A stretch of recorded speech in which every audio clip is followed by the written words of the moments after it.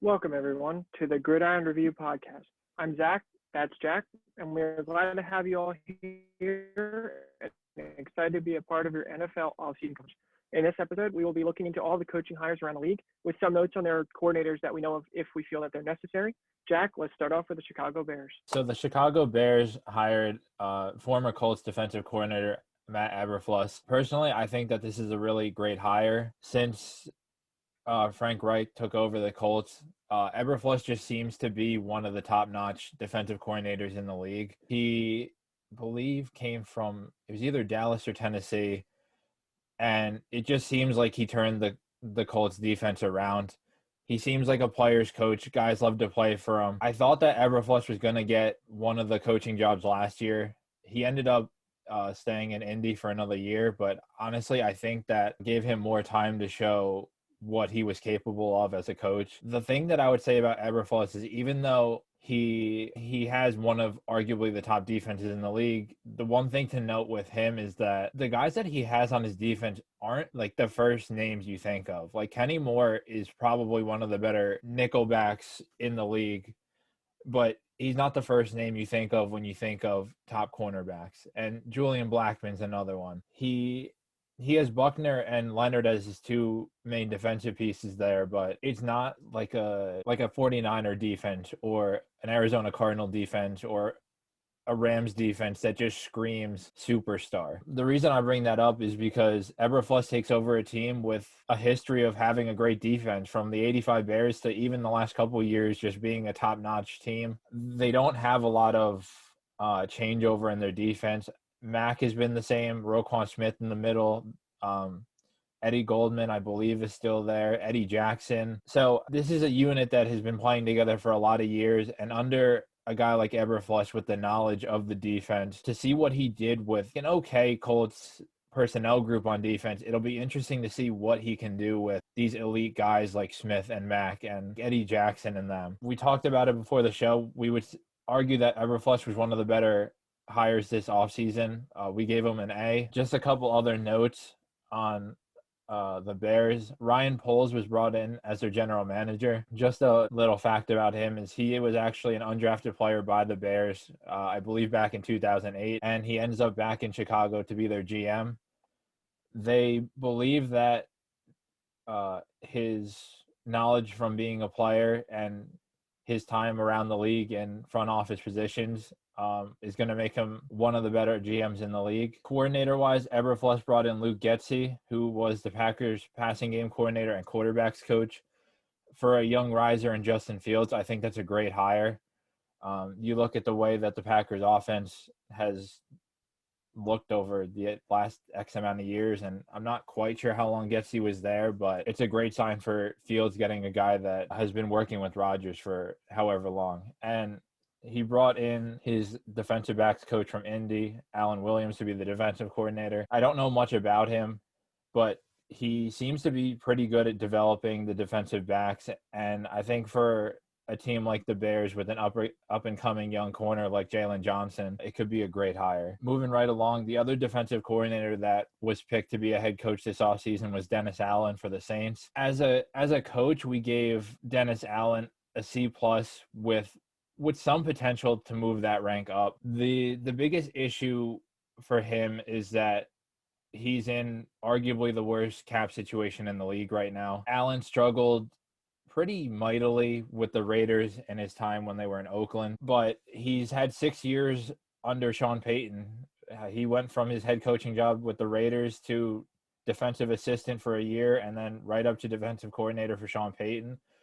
I would have to imagine that at some point Allen had learned the insides and out of being a head coach and maybe what he was doing wrong in Oakland. So hopefully there's some improvement there. I was talking to Zach before we started the show, and one of the things that I think could have happened is with Allen being such a sought-out defensive coordinator and doing such a great job over the last 6 years with the Saints defense, who's constantly in top 5 talk in the league. I think that, I mean, the reports are coming out that Sean Payton just seemed unhappy with coaching and kind of lost his love for it.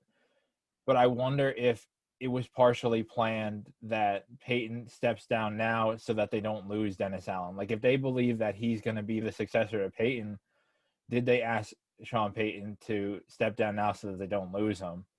But assuming that's not the case, I think that Allen is going to need time. He can't be a 1 year and out like Coley, a 2 year and out like Judge, Shermer, McAdoo. I think they need to give him 3, 4, 5 years, because we're looking at a situation where you could be trading away superstars just so that you can get your money issues right. And it wouldn't be fair to him to have to trade all these guys and then be expected to win right away. If he does get fired, he was set up to fail, and it's not fair to him. But that's all I got on the 2 defensive guys that were hired. I'm going to kick it to Zach for the Broncos hire. The Broncos decided to go with Nathaniel Hackett, the Packers offensive coordinator.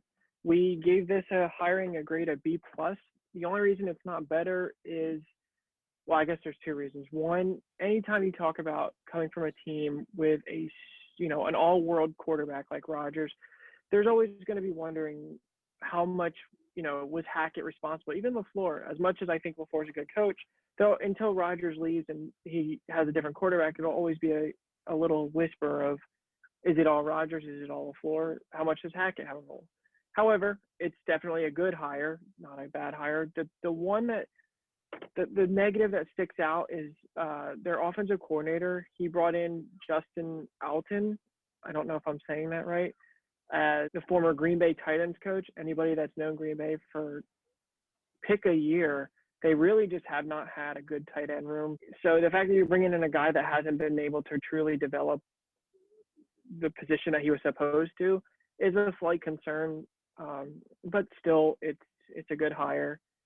And then we'll see if he's able to bring Rodgers with him. We'll talk about that in another podcast. That's a great hire. That is an amazing hire, because now you set up to be a huge contender right away. That's all we have on Hackett. There's just not much to know beyond that it's him. And the next coach is the final defensive-minded coach that we have. Jack, you want to talk about Lovey Smith? Yeah. Before I go into Smith, just real quick, back on Hackett, I think that 2 things that Zach and I had talked about Hackett was that, one, is it a ploy to get Rodgers to leave Green Bay? The second thought would be, does this have to do with Drew Lock? Like, if Hackett is the reason that Rodgers looked as good as he did in the offense, and it's not to say Rodgers isn't, a Hall of Fame caliber quarterback, but can he revive Drew Lock's career? I mean, Lock has the arm. He has the mobility. I mean, he's shown flashes. There's no reason that Lock can't be a starter or at least go fight for a spot in the league. And I know that maybe for him right now he wants out, but for a guy like Hackett with working with a guy like Rodgers, I feel like if I'm Lock, I have to at least think for a second, like, maybe this isn't Vic Fangio. This is an offensive guy that's worked with one of the best. Maybe he has the answer for me. Again, to Zach's point, out, and I really don't know why you choose him, but to Zach's point, moving on to the Texans, Lovey Smith, I really don't know what to think of this pick as a coach, honestly. I feel like I don't want to say it was a panic move, but Lovey Smith's name wasn't really in the running at all. He was a last-minute guy that they interviewed and hired, and I get that you're hiring from in-house, but Lovey Smith in his past in the NFL really isn't anything special. I mean, I don't. Maybe they see something that we don't. It's entirely possible, or just something that maybe I'm missing. I didn't watch many Texans games, but Lovey Smith didn't even succeed in college. I mean, that seems like the place where you go and try to revive your career. And I get that it's Illinois, but you would think that there's something there that he could have worked with. We gave the pick a C-. One of our thoughts is that it had to do with Flores becoming too hot. And what we mean by that is Flores, as everyone knows, filed the lawsuit against the NFL for the Rooney Rule.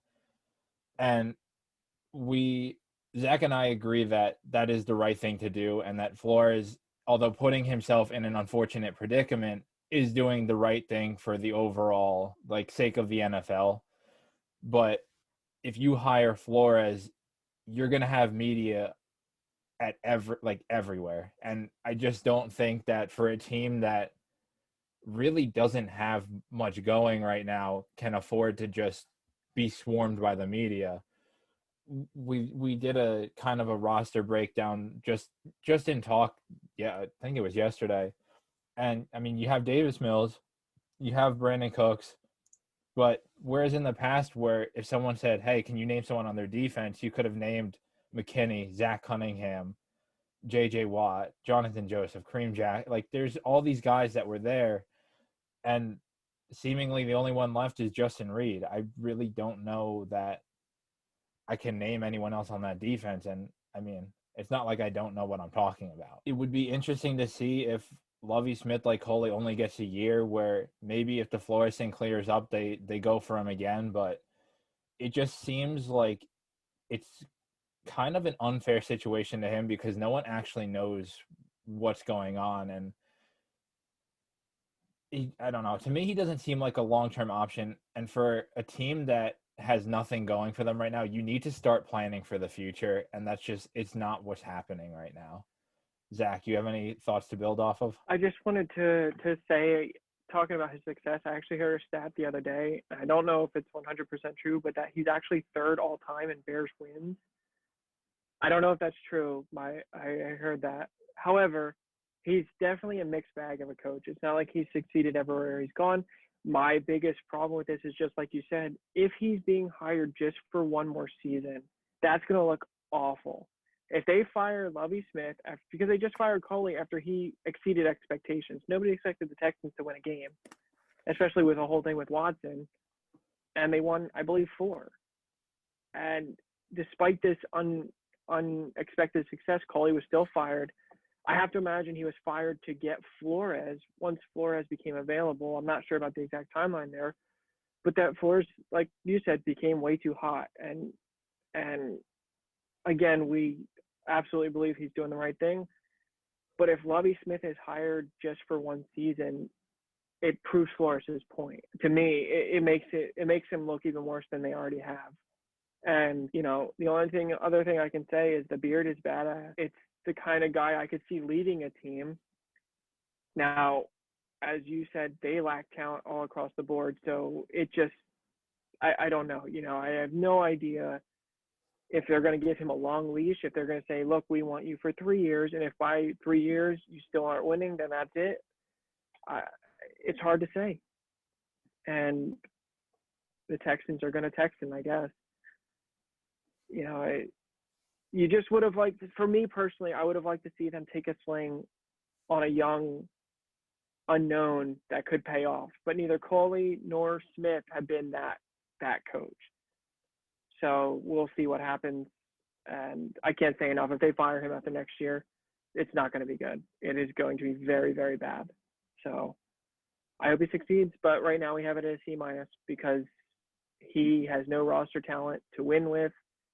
And I could just go on forever about the Texans and their inability to run a franchise. So we are going to keep moving along to the next franchise in the NFL that can't get out of their own way, and that's the Jacksonville Jaguars. As everybody knows, they made the genius idea of hiring an Urban Meyer, the latest college superstar coach to fail at the NFL level.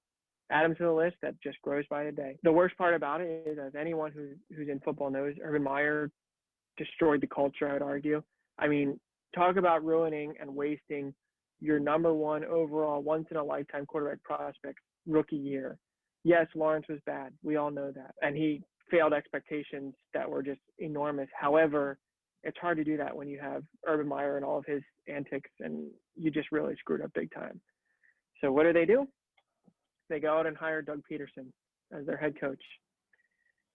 I personally do not like Doug Peterson. I know he brought the Eagles their only Super Bowl, and that counts for something. But there's a lot of negative news around Peterson in culture sense, in a front office sense.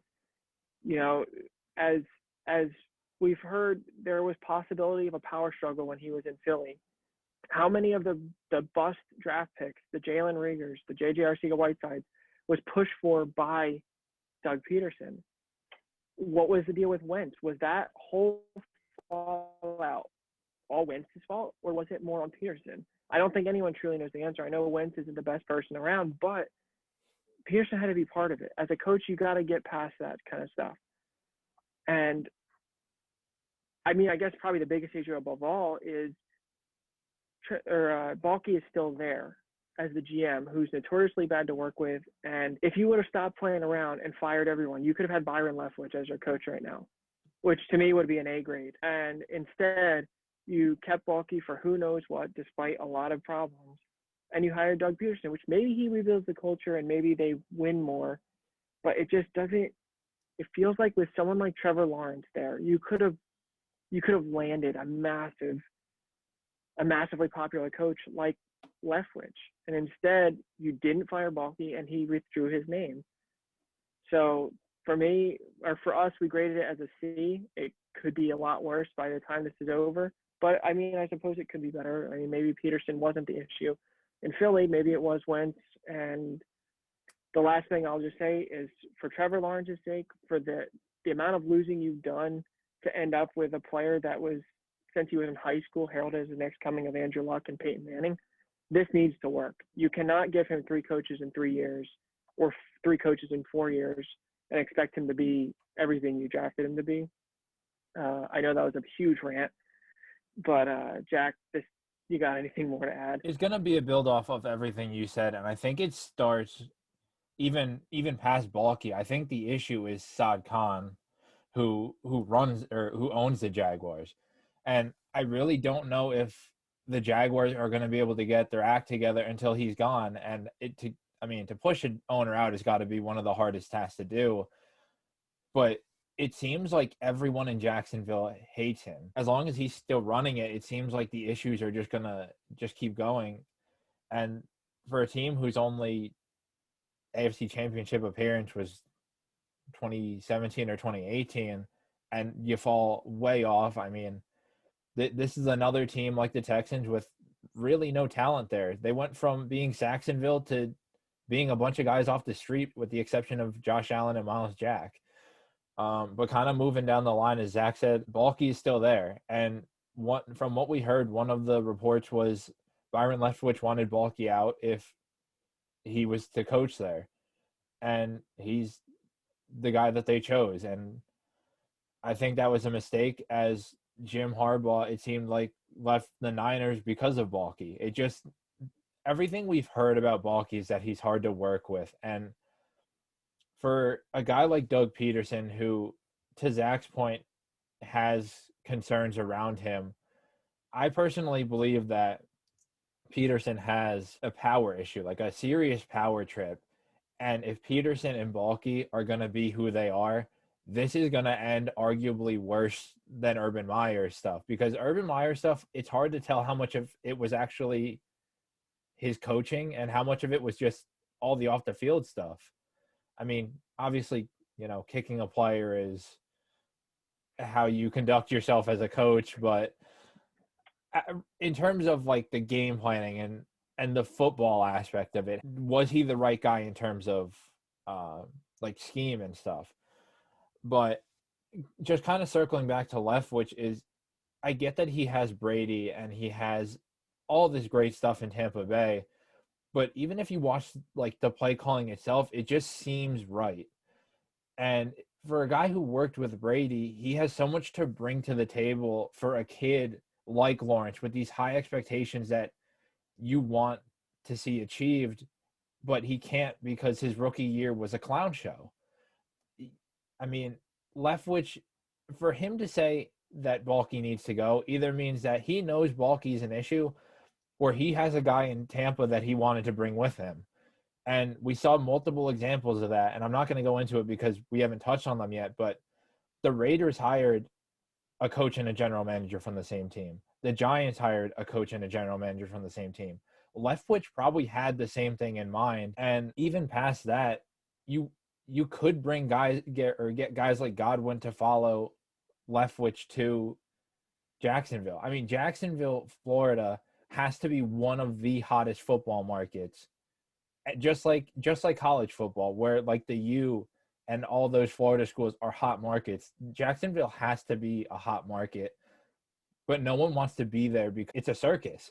I mean, Peterson, Urban Meyer, this definitely, I mean, we grade it as a C, but I think it has the potential to be better, and I think it has the potential to be worse.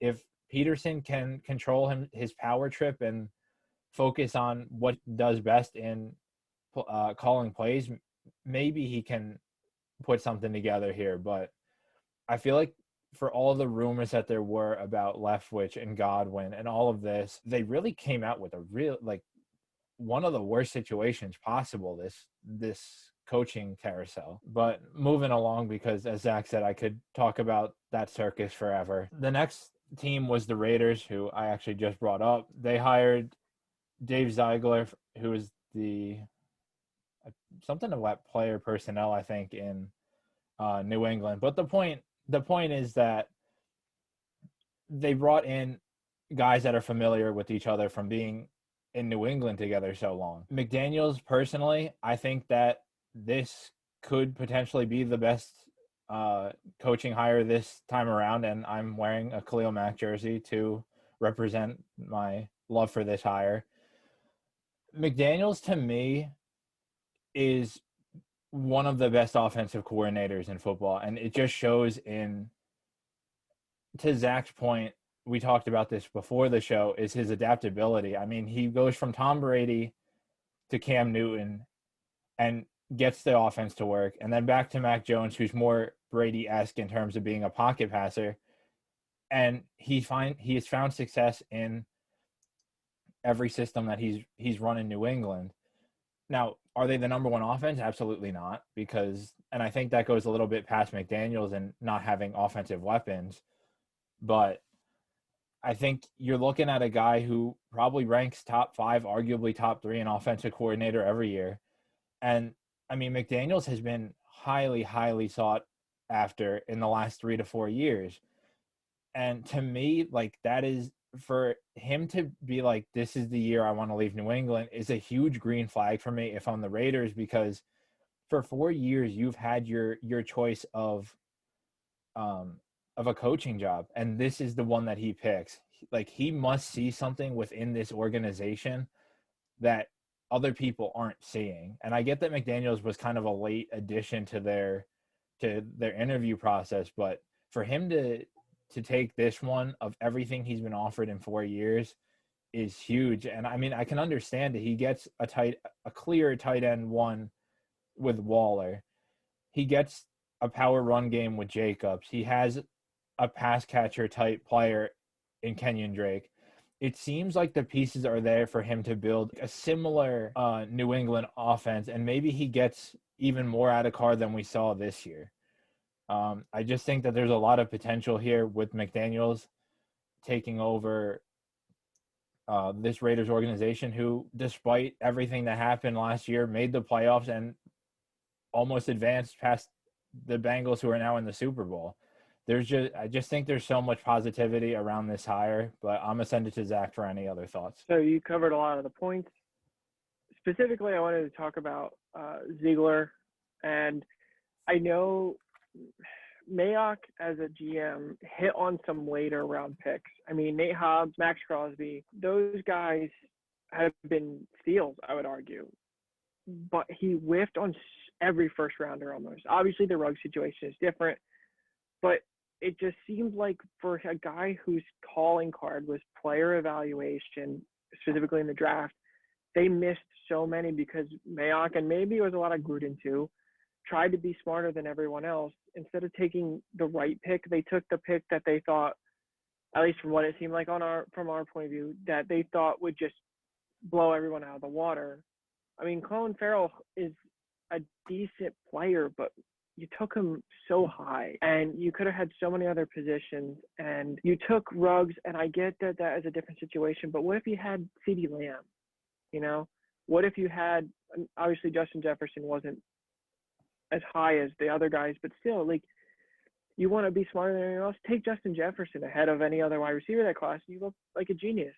And I think Ziegler has the potential to bring the player evaluation skills being with New England for so long that Mayock was supposed to have, or at least trusting to just do the right pick, not think too hard on it, not try to be too fancy. The last thing I want to mention here is Jack mentioned all the weapons. He forgot to mention the most important one of all to Mcdaniel, and that's Hunter Renfrow. He gets his white slot receiver. All jokes aside, Renfrow took a massive step forward this year and is probably a top 3 slot receiver in football, maybe even number 2 behind Cooper Kupp. You'd have to think about it. But if this team adds, let's say the rumors are true and they add Devontae Adams, or they add a receiver in the draft, suddenly this offense is insane, or at least one of the better ones. And with the firepower to compete with the Chiefs and with the Chargers. And it just seems like Jack said, this was the job McDaniels took for a reason. And I think that this could be definitely the best hire. We'll just have to see what happens. And the last thing I just want to throw in there as I'm thinking about this, there was a lot of debate on whether the new coach of the Raiders would rebuild the team, and this doesn't feel like it. This feels like a hire to win now, to load up and take it to the next level and put it to the Chiefs. We're going to just keep rolling along here. I believe we have 3 left. 3. Yes. So we're gonna talk about Mike McDaniel, who was hired by the Dolphins, the former San Francisco offensive coordinator. We graded this hire as a B. And I think Jack agreed that this is probably the riskiest hire purely from a who you fired versus hired standpoint. Obviously, the firing of Brian Flores is going to haunt them in more ways than one. I mean, basically, he took a team that had, I believe, 2 wins, right? And like that. had them, he owned New England the time he was there. He had them on the verge of playoffs twice. And it's like, why was he fired? But anyway, we're not talking about the firing. We're talking about the hiring. And McDaniel is kind of an unknown, I guess not an unknown, but just more of an interesting hire. What he's got going for him is he's learned from Kyle Shanahan. He was part of that Washington coaching staff with McVay, LaFleur, and Kyle Shanahan. And the thing that keeps coming up to me is if he doesn't make the playoffs in the first 2 years, where I don't think the Dolphins have the greatest roster talent in the world. They're not awful, but I don't think they're the best. But what's the point of firing Flores? Why hire McDaniel, and keep your old GM, which also going forward seems to suggest that you chose Tua over Flores, because it certainly seemed like Flores was pushing for Deshaun Watson or another quarterback. And how much will that haunt you? Because to me personally, Tua doesn't seem like there's much there. And if Tua doesn't work out, it seems like McDaniel's going to be on that ship with Tua, and he has to make it work. But in doing so, he brings over an offense that Jack can cover.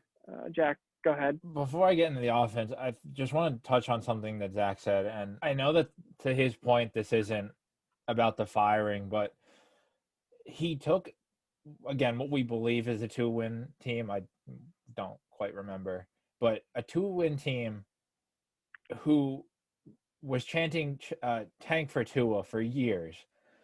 And he turned them into a winning team. And for a guy like that, who seems like a player's coach that everyone wants to play for, and I mean, the example that I bring in here is Xavier Howard.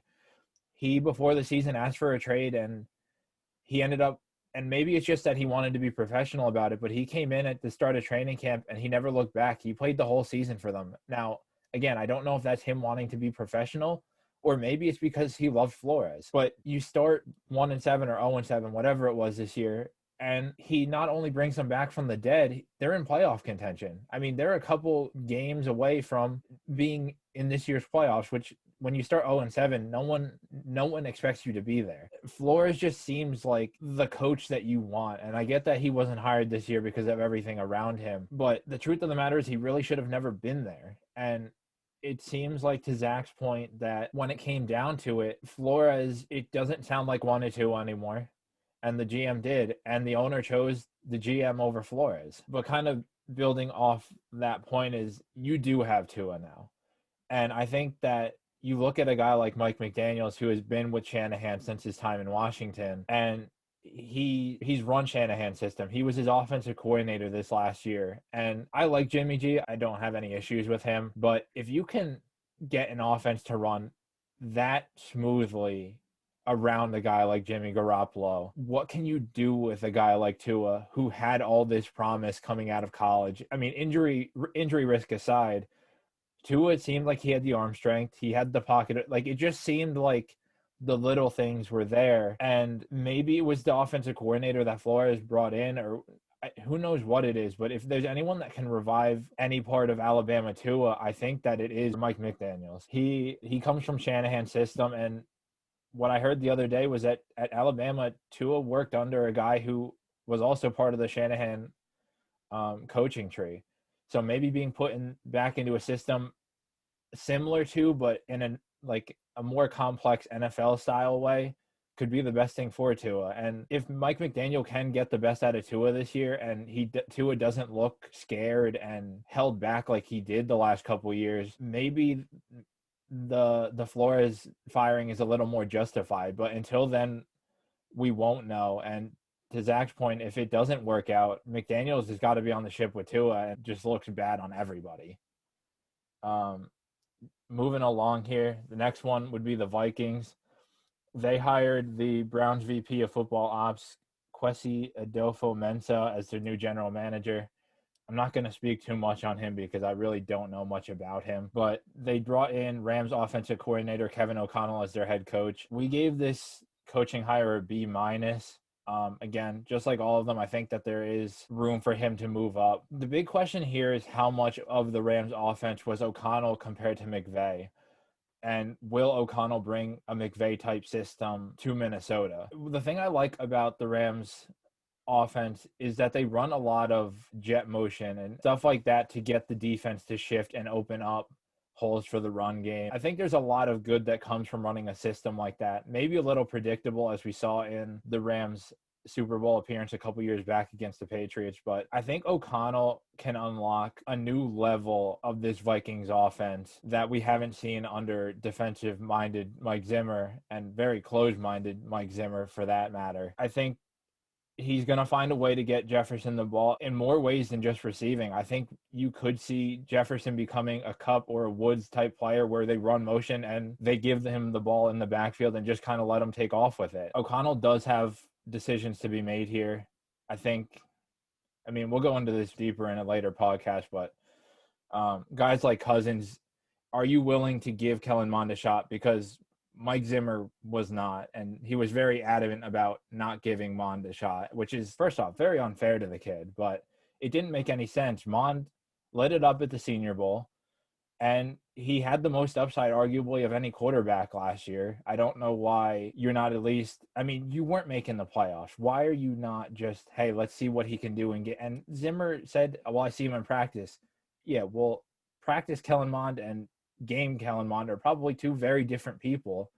And now no one knows what Mond looks like because this idiot decided that he didn't care about his backup quarterback and he didn't care about the records. And by the end of it, it just seemed like he didn't care about literally anything. But I know Zach has a couple of thoughts here, so I'm going to send it over to him. I know you just covered that, but I just want to say anything's better than the closed-minded, I don't give a crap about no records, Mike Zimmer. And that really Kevin O'Connell is the complete opposite of Zimmer in that he's young, he's offensive-centric, he's probably not bitter. It just – the way that Zimmer ended this season makes me wonder, why wasn't this done 1 or 2 years ago? Maybe even more. Like, why wait so long? I don't know. It's not worth thinking about too much. I think considering O'Connell was a part of the offense this year that had Cooper Kupp have this historic year, and I am one of Cooper Kupp's biggest fans. Like, I love him. But theoretically, Jefferson should be better. So it's just like all of the records that Kupp just approached and everything, you could argue Jefferson has a chance to top that. And, it feels like if they add another receiver to that room and O'Connell brings over a McVay philosophy, this could be a very high-powered offense. Now, again, to your point, whether that's with Cousins quarterbacking it or I personally doubt, as much as I believe Kellen Mond could have a shot, I don't know that he's ready yet. I don't think anybody can know because of the same reasons you noted. But do they trade Cousins and bring in a veteran one-year guy while they see what they have in Mond? It doesn't matter. Like, this offense should be much better. And if Jefferson is doing all of this with Zimmer as a coach, just watch out with somebody from McVay's tree. I mean, it could be something special this year and next year. and going forward if O'Connell is there. But, O'Connell is another, as there have been the trend recently, he's a young offensive-minded guy where you really don't know. And he could work out like LaFleur, like McVay, or, he might not turn out the best, but pieces are there, at least on the offensive side of the Vikings, to stay competitive. And that's all I'll say about that. And we are going to do the final hire of the day, my personal favorite, although McDaniels is close, and that is the Giants. They hired Brian Dable, and I have it as an A grade, and I think Jack agrees it's a good hire. If they believe in Daniel Jones, like it has been noted, this is the best possible hire I think you could have made. And you're setting him up to finally grow and have success. And nothing against Joe Judge. It probably wasn't all his fault, and we both agree that he'll probably get another shot after a couple of years, and maybe he works out better. But as far as the offensive standpoint, it's hard to argue it wasn't disappointing with Galladay, with Tony, Saquon, and all those guys. Not having Ingram, he just sucks. I believe the owner said that they wanted to do right by Daniel Jones because they've screwed him up so badly already, and this is how to do it. I can't say enough that the offense should be better. Kenny Galladay will catch a touchdown, I have to imagine.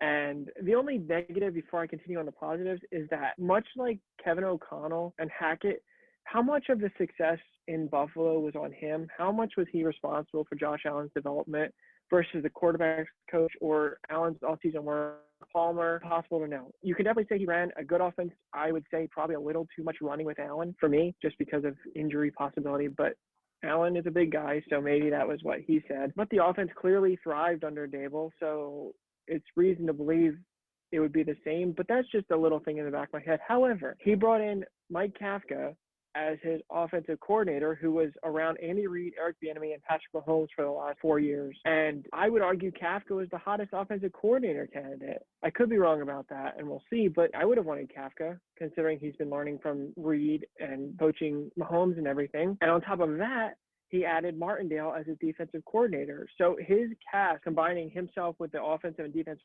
coordinators, is the top one so far. Now, not everyone has hired their coordinators yet, but I don't know that you can be bringing in someone as big as Martindale as his defensive coordinator. So for me, it's the best hire when you take into everything. And Jack, you can finish us off here. So to Zach's point about the offense, I mean, I'm more of a defensive guy, but I do just want to kind of make a note here is I know Giants fans and even just football fans in the league watch Daniel Jones and it's like, man, this is not the answer in New York. But then you look at the guys that came in after him when Jones went down, and Glenn and Fromm, and I mean, these guys were getting negative offensive yards in a total game. Now, granted, yes, the injury bug hit their offense really, really hard this year. However, you look at what Fromm and Glennon did compared to what Jones was doing, and you got to at least think to yourself that, hey, Jones isn't that bad. Jones has something there if he can make anything of what no one else can make anything out of. I mean, at least Daniel Jones could get one positive yard. I mean, these guys were literally, I think they got sacked for more yards than they had passing yards in these games. But that's neither here nor there. Zach mentioned that Martindale was brought in as the defensive coordinator, and he has to be one of the most surprising fires. And I know that this isn't a firing episode, but you look at Baltimore, and I mean, I'm on social media a lot. It sounds like Ravens fans are calling for the head of Greg Roman, and the Ravens are like, you know what? No, we're going to get rid of Martindale. And we talk about the Giants offense being injury riddled. Look at the Ravens defense. Humphrey and Peters both went down. Tavon Young was out multiple games. Chuck Clark, Deshaun Elliott. I mean, the team itself had probably like 53 injuries. You probably could have made an entire team of their injured players. But I mean, they had superstars out. I mean, I think he's a rookie. Something Stevens was supposed to be their number one corner on the outside, and it's like he's not. And we watched it in the Green Bay game. He could not stick Adams, and I get that that's kind of an out there case, but if you want to earn a starting job in this league, you need to get used to that. And Martindale can't be to blame for not having players. Roman can be blamed for not running a great offensive system. So Martindale, to Zach's point, is an absolute steal for this team, who, much like the Ravens, not maybe to the extent, but has the pieces. Leonard Williams, Ojulari, Carter, Martinez, Tay Crowder, Peppers, Ryan, McKinney. I mean, I heard they want to get rid of Bradbury, but for the time being, Bradbury, there's pieces there, and I know Martindale is going to find a way to utilize those guys. And the Giants ran, I believe, a 3-4 this past year. So Martindale, it's not like he has to reshape the defense. He can run the same system he did in Baltimore. I think that obviously there's pieces needed there, but the Ravens have a history of wicked defense, and having the coordinators that run it, Dean Pease and Don Martindale, it should be a lot better for the Giants. Just to kind of close out here, if you haven't already, we published our website yesterday. Everything on there is just kind of preliminary so that we could publish the website. All rankings of our prospects are going to obviously be updated as we get further into film study. As we noted after the Senior Bowl podcast, we have started free agent and off-season stuff. We have an article about potential trade targets of offensive weapons in the league that aren't quarterbacks. We have the top quarterback free agents and potential landing spot articles up that was published today. We should have some podcasts coming up within the next week or two about free agency and the different position groups. And I know we were talking last night about doing a trades podcast and kind of adding like a fun little aspect of like these crazy scenarios in the league that are not going to happen, but it's fun to think about type of thing. But we do have a lot of content coming out. We should be starting our film study within the next week or so as well. So there's going to be plenty of stuff to check out on the website.